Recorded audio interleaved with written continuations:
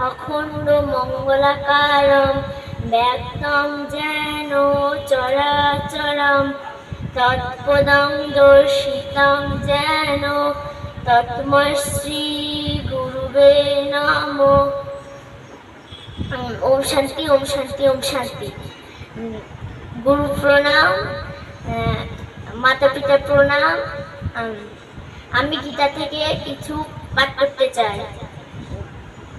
যদা যদা হি ধর্মস্য গ্লানির্ভবতি ভারত অভ্যুত্থানম ধর্মস্য তদাত্মানং সৃজাম্যহম পরিত্রাণায় সাধূনাং বিনাশায় চ দুষ্কৃতং ধর্ম সংস্থাপনার্থায় সম্ভবামি যুগে যুগে।